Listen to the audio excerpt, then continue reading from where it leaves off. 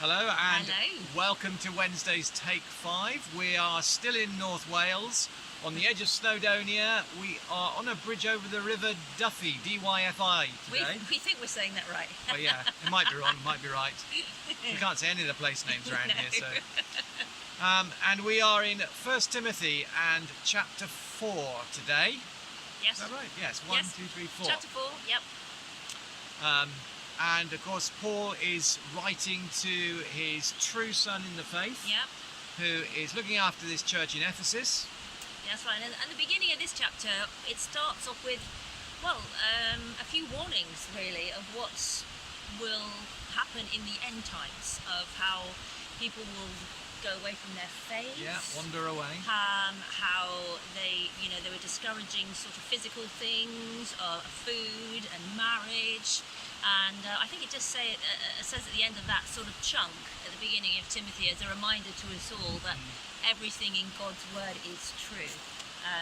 So that's how it starts, with a few warnings, and then it sort of moves on to Timothy really as a sort of reminder to all the things that he should be doing in order to keep himself and his flock on the right path. Yeah, and it's good to bear those warnings in mind, isn't it? And to have them sort of anchored there in our heads. But you're right, he goes on to talk to Timothy, and I love towards the end he says, do not neglect the gift which is within you.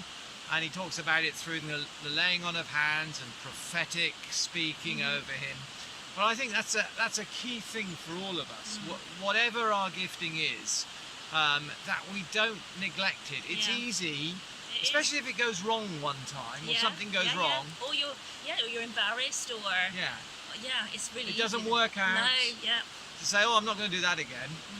Or I'm not going to do that, and go and have a pity party, go and hide away for a while. And so I think a key take home for us, for me, is not to neglect it, to find a way back, whatever that gift is, whether it's a spiritual gifting. And interestingly, Paul doesn't say here your spiritual gift, he just says your gift. Yeah.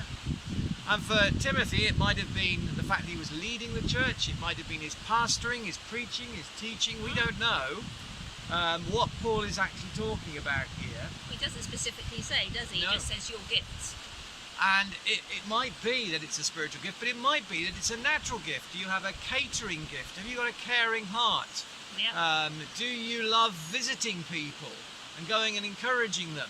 Whatever your gift is. Do you like making cakes? Yeah, for the cafe. Yeah. Don't neglect your gift. And I think that's a really important word for us at Sunny Hill. Don't neglect your gift today. So spend some time today thinking about and asking God, have I neglected my gift? And if you have, it's time to put it right. Absolutely. Time to do something about it. So pray about that today and see what God says to you. We'll pick up again tomorrow in 1 Timothy chapter 5. Thank you. Bye for now. Bye.